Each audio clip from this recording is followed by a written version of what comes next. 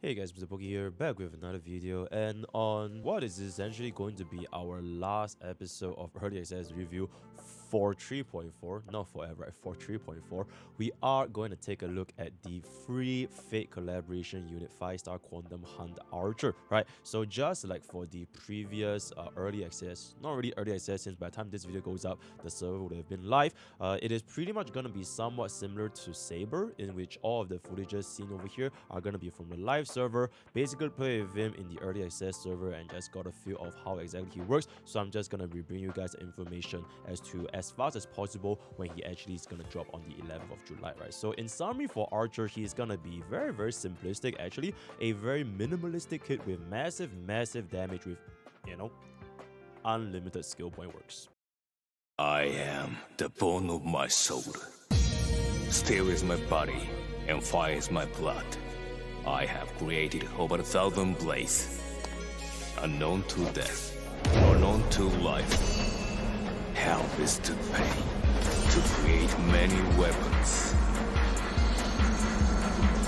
Yet, those hands will never hold anything. So, as I pray, unlimited blade works!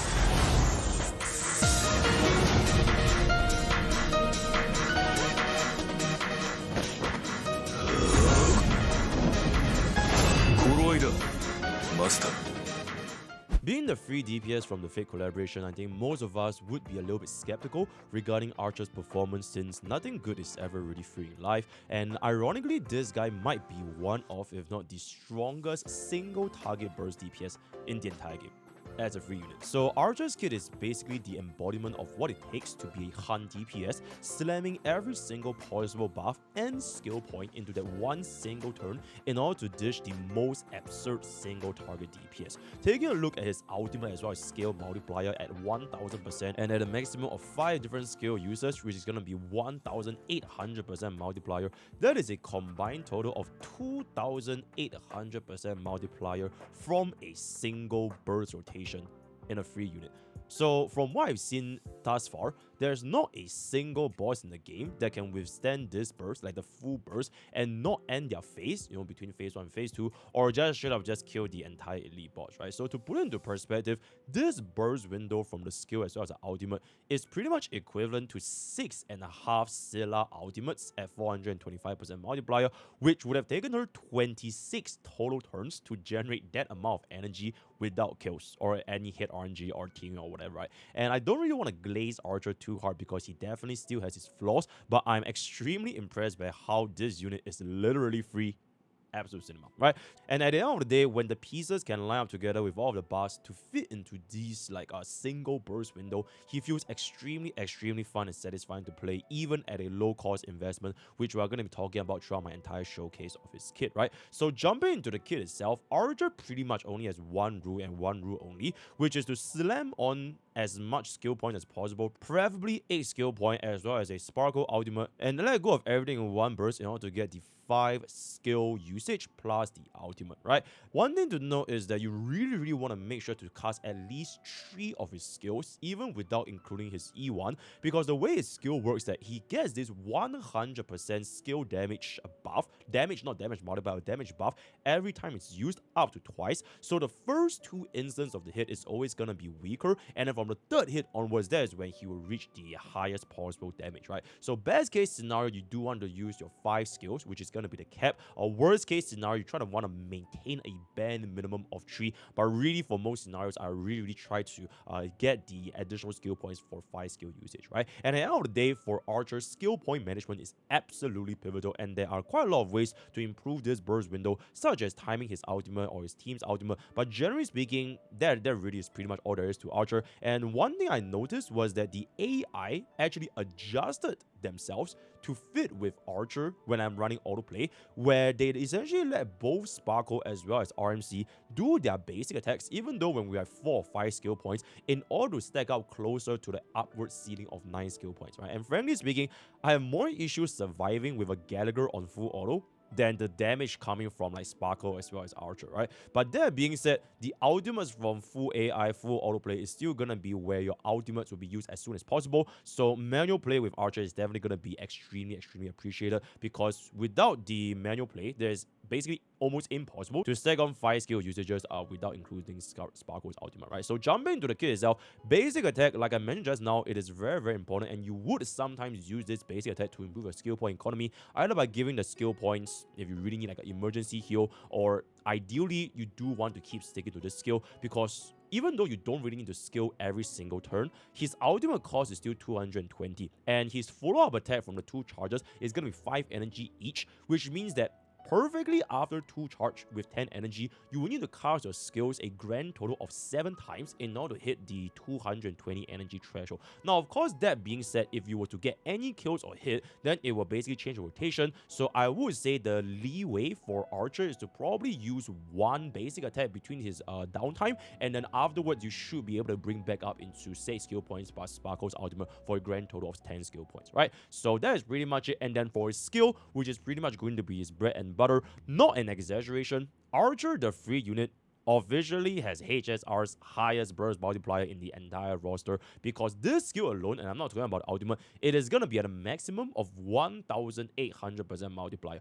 Or if you were to use 4 skills, which is gonna be 1440% multiplier, and that is still 80% higher than Saber's Excalibur, as well as the previous double facial ultimate back to back, right? And as I've mentioned, it is absolutely crucial to ensure the bare minimum 3 skills, because only from the 3rd skill onwards can you gain the highest damage, because you do want to see the 200% skill damage buff being into full effect. And on top of that, if you want to use Sparkle with Archer, it is also a highly recommended to weave in Sparkle's ultimate for another +4 skill point, and this same principle can also be applied to Bronya's ultimate as well as Sunday's ultimate, albeit it's not going to be as efficient. And the ideal rotation is to basically hit this 10 skill point burst window when you are going to be letting go of Archer's skill, right? And then after letting go of this 10 skill point burst window, you'll start to replenish your skill points all over again, be it with Archer, with Sparkle, with the rest of the teams. And during this time, hopefully your team doesn't face too much sustained pressure, especially if you're going to be using Gallagher, and the cycle just sort of repeats by itself, right? So TRDR, your first 2 hits when you're letting go of your skill is not going to be that much of a damage, and you also should not be activating your Sparkle's ultimate during your first 2 skill usage, because assuming you start off your ultimates at 8 skill points, your first 2 skill is where you haven't really let go of the maximum at a cap of 9 skill points yet. So your first 2 skills minus 4 skill point, you are going to be left with 4 skill points, and that's only when you use your Sparkle's ultimate to gain the maximum efficiency from Sparkle herself, right? So if you do not have the bare minimum 6 skill point, do hold on to Archer's full usage of all skill points so as to save up for a bigger burst window in the future. Ideally, time it up with Sparkle's ultimate. You can use his skill maybe once or twice here and there to stack on his signature light cone, which will give you an attack percentage buff that's basically permanent, as well as building up a little bit more energy in order to prep your Unlimited Blade Works ultimate in the middle of your skill rotation, right? An interesting thing to note is that this skill, it also applies your on-hit effect separately, meaning it doesn't count as a singular hit, like for example Aglaia or like Facial or Aircron's hit, right? So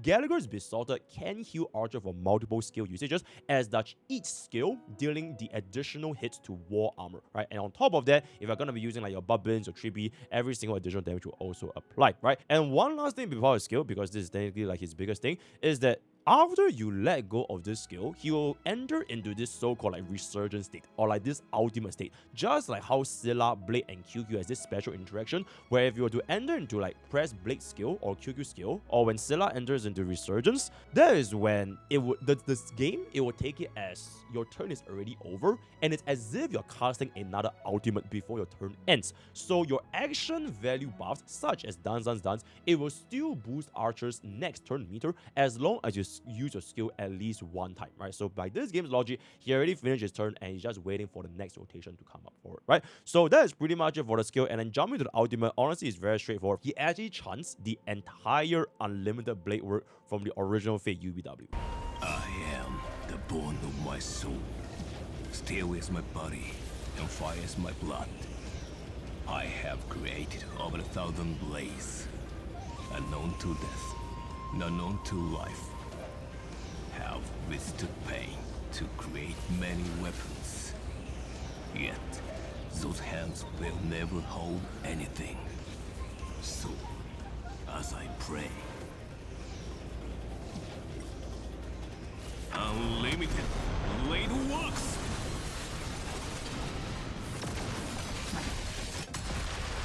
And you will likely get this ultimate in the middle of him slamming off his skills, and as such, this ultimate you can also just let go immediately once you have at least, I would say, Sparkle's buffs in order to do the highest possible amount of damage, because 1000% multiplier is also absolutely no joke, right? And then aside from that, you gain 2 charge up to for the additional 2 skill points after his turn ends when his allies attack, but from what I've seen, it will pretty much never really hit 4 stacks, and most of the time when your allies are going to be basically attacking to generate your skill point for the next rotation, you are going to be letting go of this follow-up attack regardless, right? Other than that, really nothing too much to say about the ultimate. Simplistic nuke, very high base multiplier, and you do want to use this for the higher HP enemy and then save your skill for like the lower HP enemy, right? And then for the talent, it's also pretty much just mainly used for his charge, so for the +2 skill point as well as the 10 energy from 2 different follow-up attacks, giving you the 10 energy after per follow-up, it will lead to the 220 ultimate cost, which means after 7 skills, no kill, you can get ultimate back in again, and as well as the fact that this follow-up attack can also apply your on-hit targets such as Robin as well as Tribute, right? And then one last thing is technique, is basically your attack technique +1 charge, 200% damage. Nothing much to say about it. Unfortunately, because it is attack, you can't really stack on with Gallagher's technique or Silver's technique, so it is what it is. And then jump into the major tracers, and I just first want to say, bro has like the most straightforward major tracers I've seen in a very long time. It's kind of like looking at like an early League of Legends champion in the middle of all of the new league champions that we have been getting so far, right? So his Garden is basically intended to hold on for his burst for a free 120% crit damage, which should always be active, no questions asked whatsoever. And then Hero of Justice is, you get 1 charge. That is pretty much right. So with the technique combined, you are going to start the battle as if you already cast your ultimate once for a combined total of 2 charge. And lastly, Projection Magecraft, basically raising your skill point ceiling up to the maximum of 9 skill points with Sparkle. Without Sparkle, it's pretty much going to be 7, so just a little bit more ceiling. And then for the minor tracers, 6.7% crit chance, 22.4% quantum damage, plus 18% attack. And I would say, generally speaking, these are actually really decent, but he really do want the additional crit rate because no one else can buff Archer's crit for him, especially since we're not really going to be using Sunday with Archer himself, right? And for skill leveling priority, skill over ultimate over talent over basic, you can pretty much just level all of them except basic, because technically you probably don't really care, but you can just level them as is, right? So that is pretty much it for Archer's kit, and now we're just gonna jump into the endgame performance similar to Saber, and I figure I will do a very similar format with Archer for the Fate collab units and offer a similar perspective of comparison across their endgame content and team building. And frankly speaking, I was very impressed with his potential in Memory of Chaos as well as Epoch Shadows.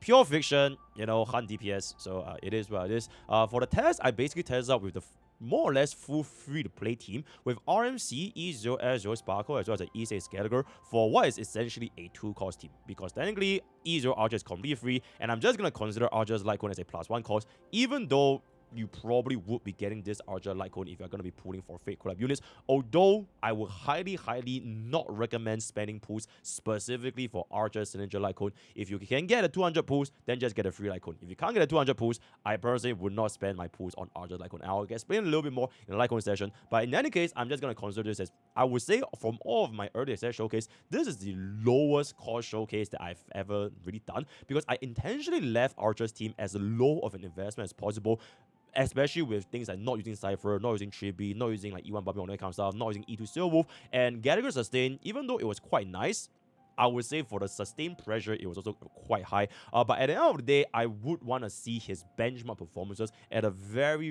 lowest possible baseline, especially for a free unit, to see if, brand new players and HSR can get an experience using him, right? If you do want to consider vertical investments for Archer, namely via his E1, his E2, the E2 Sparkle, or if you want to replace RMC with like Tribute or Cypher, he can definitely drastically improve his performance in game itself. And I'm going to be waiting for a live server to come up, so by the time this video goes up, the live server is up, so I probably would have already finished streaming when my experience with Saber Archer. So this guy is really just for the super low investment cost, right? Right now for the tests, Pure Vision and Able is actually done on more or less full auto, so optimization can definitely be expected. And this is particularly important as compared to Saber, because for Archer's performance, it has a lot more room for improvement compared to Saber on full auto, namely because you do want to time the Sparkle ultimate during his skill phase, as well as the fact that RMC's ultimate can also time it alongside with Archer as well as Saber, right? So this is going to be the performance I'm just going to be showing you over here. And jumping straight into the note itself, for Memory of Chaos, a general tip is,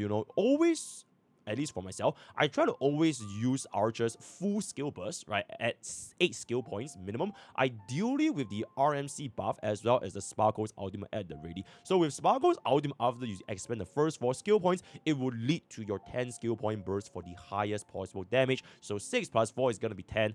If you can get a 6 skill point, that's going to be great. 8 skill point just for a little bit more breathing room, because after your Archer's turn end, if your enemy is going to hit you, I want a little bit of skill points just in case I want to pull out like Mimi or pull out Gallagher for comfort. Other than that, you are pretty much good to go. On this note, it is also possible to let go of your Sparkle ultimate even when Archer is already at 0 skill point before his turn ends, and after you cast your Sparkle ultimate, he can continue to let go of 2 more skills. This is a very niche scenario, but it is essentially when you want to use at least 1 skill with Archer first, and then you cast your Sparkle ultimate for Dance Dance Dance, because like I mentioned, if you do not cast any skills on Archer's turn, and then if you cast an external action very advanced like Dance Dance Dance, it's actually not going to take into effect for Archer's next action. But if you want to let go of at least 1 skill, then cast Sparkle DDD, then his next action will be a little bit faster, so just a little bit for a min-max scenario, right? And then for any off-element scenarios, I would say Silver Wolf would be an incredible performance upgrade over RMC because of the defense down stacking as well as the weakness implant, right? So for all of the notes that I'm going to be showing for APOP, Memory of Chaos, and Pure Fission, do know that this is with a complete baseline, like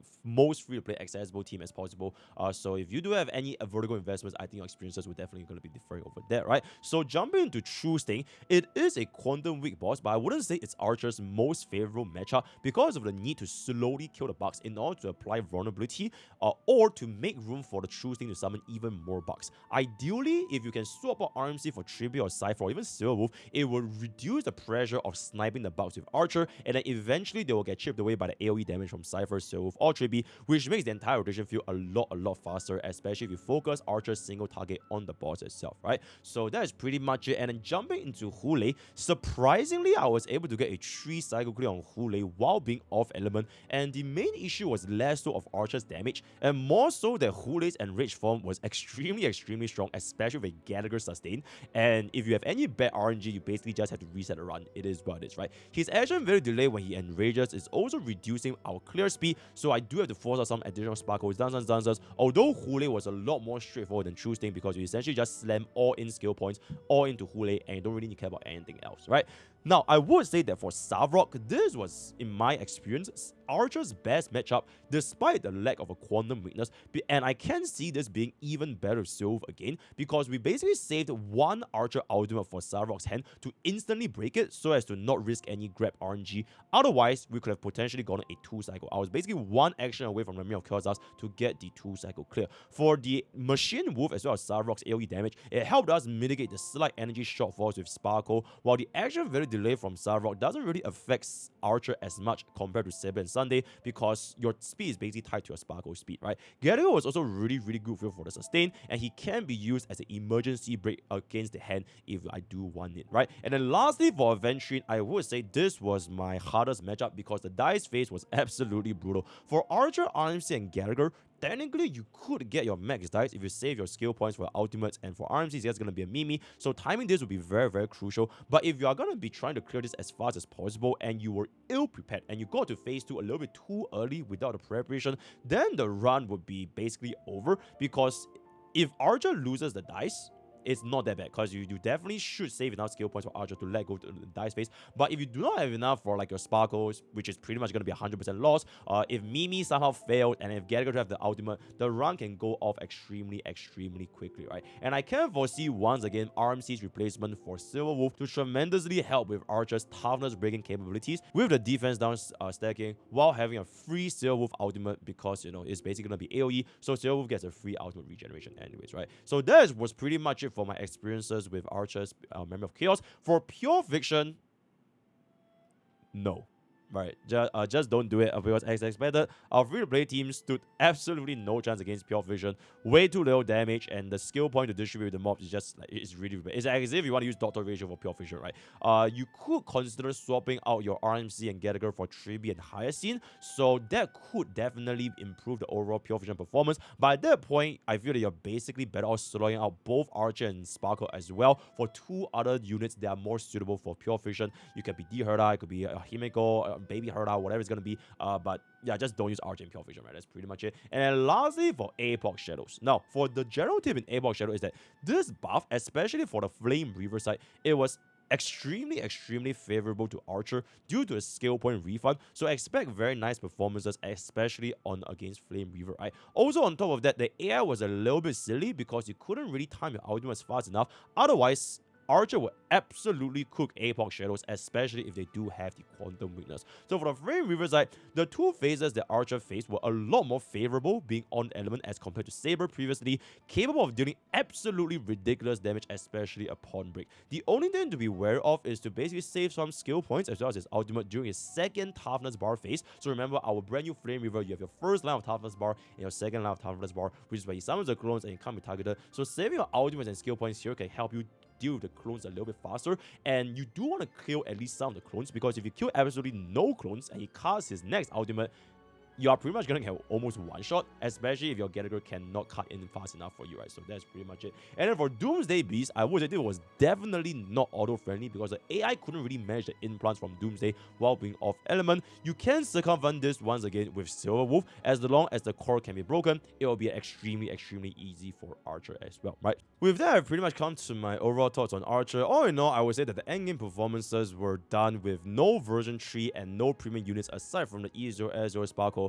It was pretty nice, right? The investments from your accounts, such as your Eidolons, your V3 supports, you can expect Archer's damage to go up even higher as a free unit. And as a whole, I would say he was very reminiscent of Dr. Ratio on his launch, except that he is a lot stronger and more synergistic with different teammates, right? He also has very good room for vertical investment, a good roster of different teammates, which opens up the team building for the second half since he's not as reliant as the version 3 units, for example, Tribi as well as Hyacinth. Heck, you could literally run both Fate units in the first half, second half without even touching a version 3 support. So for example, you can run Saber with Sunday, Huan as well as Babin, and then you can run Archer with Sparkle, Arms, and Gather. And this pure Fate team is a team that you literally do not need a single version 3 team for, which I found was pretty interesting, and I'll definitely try this out for the live server myself, right? For Archer's single target burst damage, it was definitely second to none, but timing it with the buffs and knowing how to manage his skill point is going to be extremely important, even though the AI is going to be adjusted to make it a little bit easier for Archer himself, right?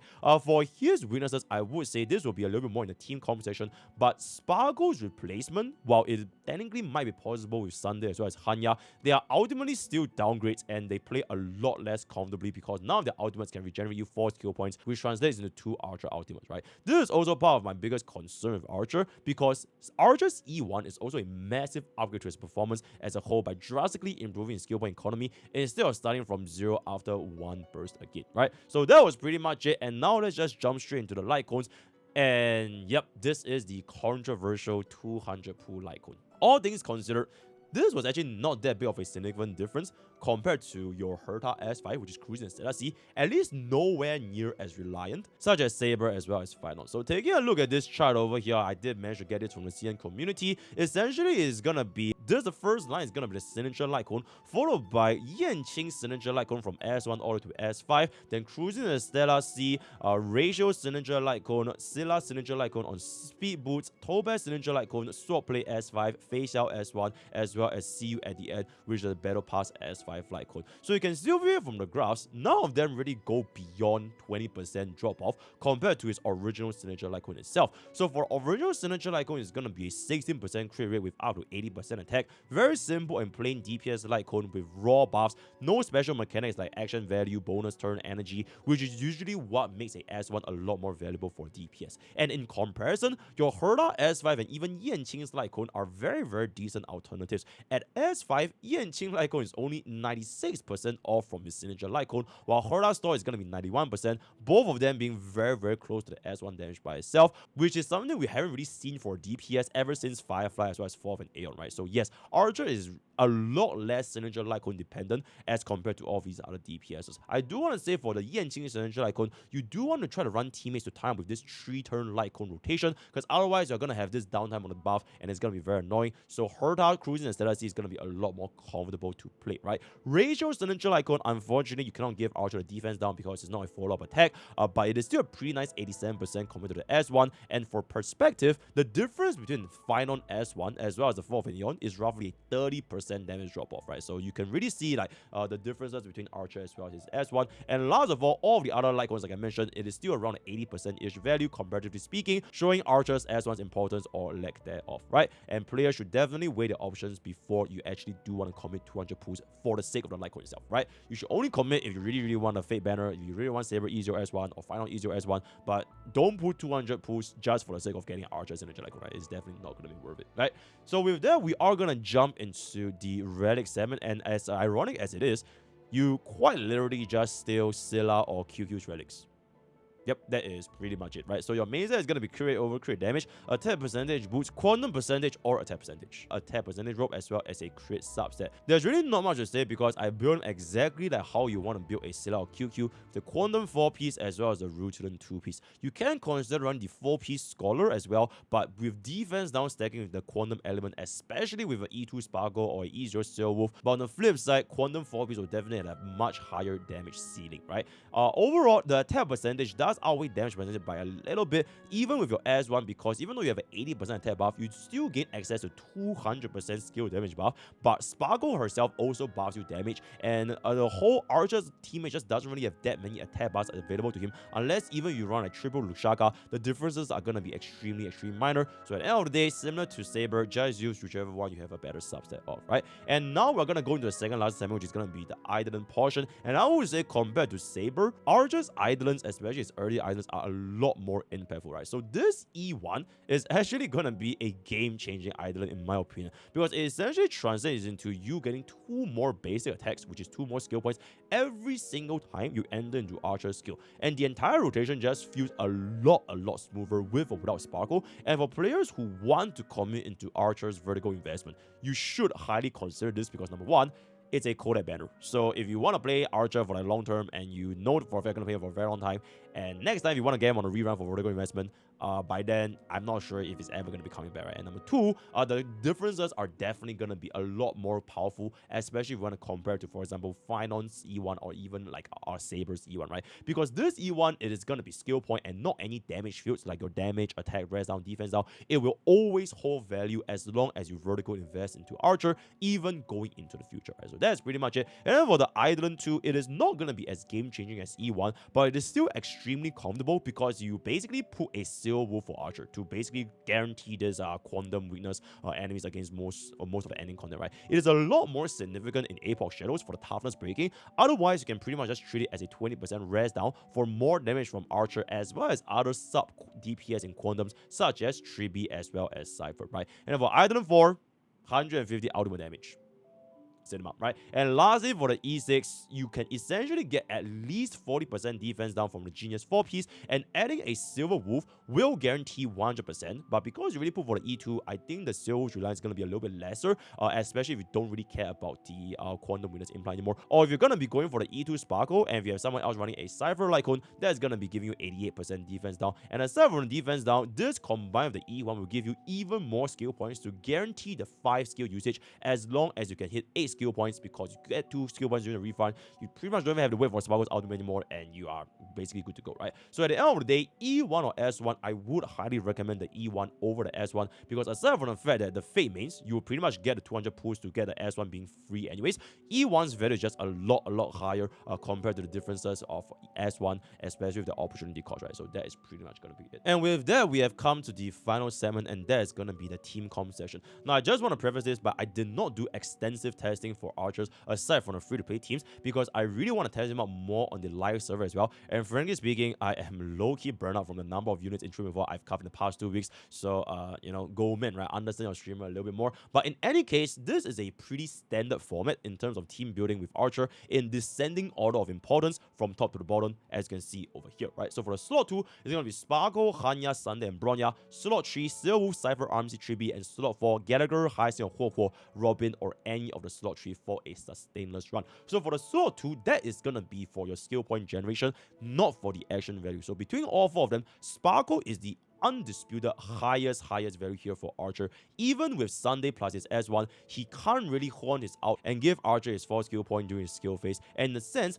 Archer's unit as a whole, it low-key feels like an answer given to the players who have not seen play for the Sparkle ever since version 2. And finally, after 10,000 years, Sparkle actually has a slot in which she is the undisputed best in slot for DPS that actually performs exceptionally well in Memory of Chaos as well as Epoch Shadows, right? So, like I mentioned, Archer himself doesn't really care that much about the action value compared to the actual skill points. He does want the burst damage instead of taking as many turns as possible. And on this note, Hanya is unironically a very good replacement to Sparkle, with a skill giving back 2 skill points during Archer's skill, and the ultimate giving 1 more if your players have a Sunday or Bronya's S1, right? Bronya on itself is really the last resort, but if players have access to Final on Saber, you will be much better off using Bronya on the other side as well as Sunday on the other side, right? So that is pretty much it. And then for the slot tree, this is gonna be the slot for your damage amplification. Any buffs or debuffers, they will all work here. Silver Wolf has the highest damage potential with the access to 100% defense down running Archer with the 4-piece Quantum, while having a extremely nice room for vertical investment alongside with Sparkle. The Winner's Implant from Silver Wolf, it also fixes the discomfort of running a off-element team on top of dealing very nice toughness bar damage compared to any other of the slot tree buffers, right? Then for Cypher and Chibi, they are also very good slots, mainly to deal with the mobs as well as tree target content like the summons in True Sting, allowing Archer to fully lock into the main target by itself. Cypher's kit specifically, as well as the Signature Lycon, does provide a very considerable damage amplification, potentially even rivaling Silver Wolf if you're having more issues with the summon itself. Chibi, while she's pretty decent, I would say she's not as significant with Archer as compared to the other version 3 DPSs, and the lack of a E1 tribute will also hurt the amplification compared to a E0 Cypher. And the last factor is going to be RMC. This is the free unit which also plays quite nicely into Archer, as I've done throughout this entire showcase in the server. Make sure to time your Mimi true damage so that it's active during Archer's skill and ultimate alongside with your Sparkle's buff, right? And finally, for the slot 4, this is pretty much going to be your sustain slot,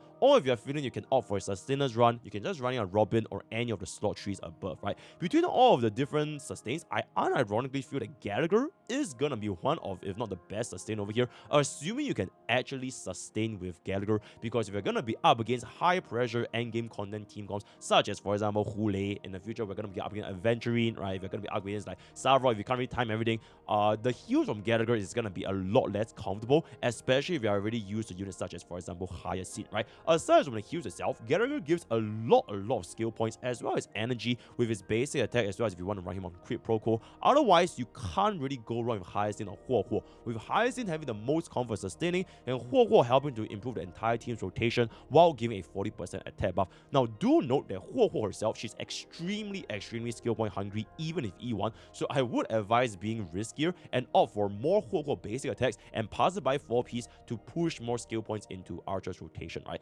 Other than that, if you want to run a sustainers team con, the best pick in my opinion is still going to be Robin's team of action very advanced, as well as the burst damage, especially with E1 Robin, or if you don't want to have Robin, any of the slot 3 supports over here can also be considered if you have enough of a vertical investment, right? With that, we have finally come to not just the end of Archer's early access, but pretty much this is gonna be my final video for all of my early access that I've been doing ever since Final.